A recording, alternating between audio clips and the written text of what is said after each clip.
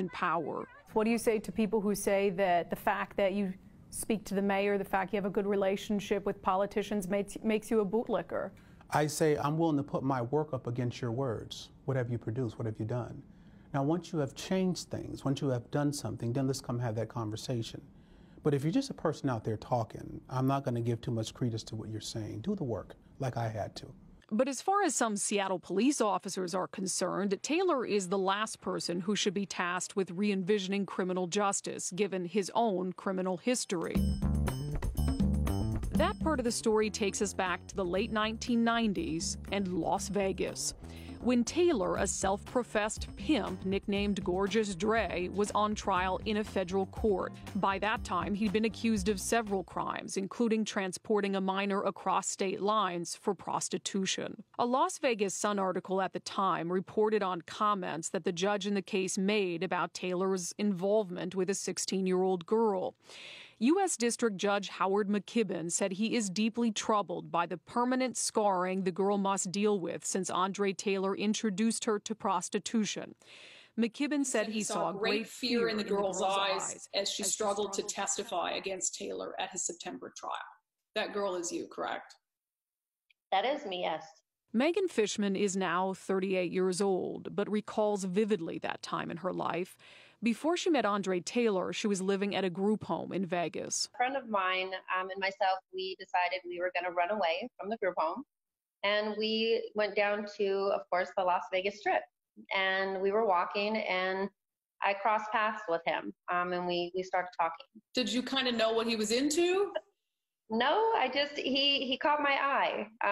He was just someone that I was attracted to. And the more that we conversated, we just seemed to click. Megan said she lied to Taylor at the time, telling him she was 18. What was the nature of the relationship that you had and built with him? I looked up to as a mentor.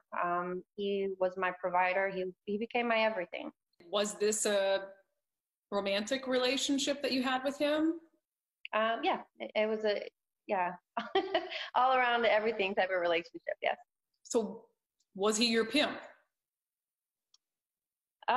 Yes. She seems to look back at that time almost fondly, referring to Taylor as a provider. What would you say to people who think, well, that lifestyle, especially for someone underage, it isn't security and it's not real stability? I don't know. I guess until you walk in, a mile in those shoes, you can't really understand what that person's going through.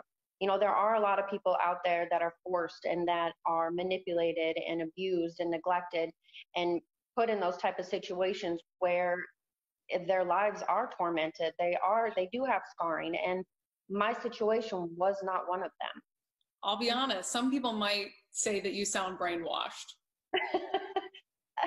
Yeah, I'm not though. While Taylor helped arrange our interview with Megan, she says she is the one who wanted to speak up. It's not fair. They're holding something against him that it shouldn't be. This was done, it's over with, and people need to move forward. Megan says she felt compelled to come forward after recent stories resurrected Andre Taylor's time as a pimp, pointing to his problematic past as a way to question his lucrative job with the city.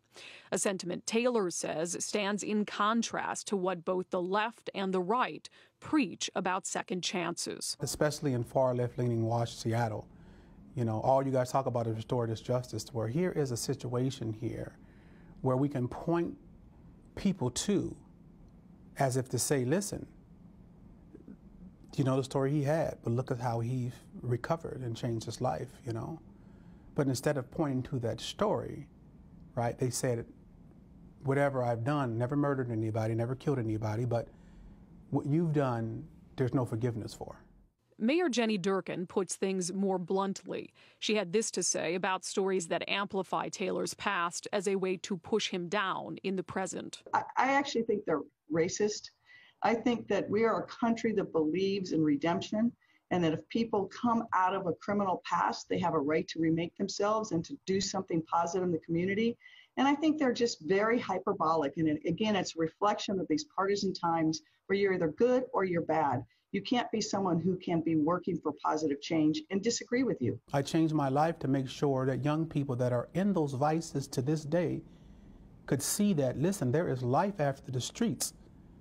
There is life. If you was hustling, gangbanging, pimping, whatever it was, to be able to say to that young person that might not listen to somebody who might be quote unquote perfect or squeaky clean, right? But they'll listen to me because he feels like I'm not judging him. And I know exactly what his conditions are, but I'm leading him somewhere through my life.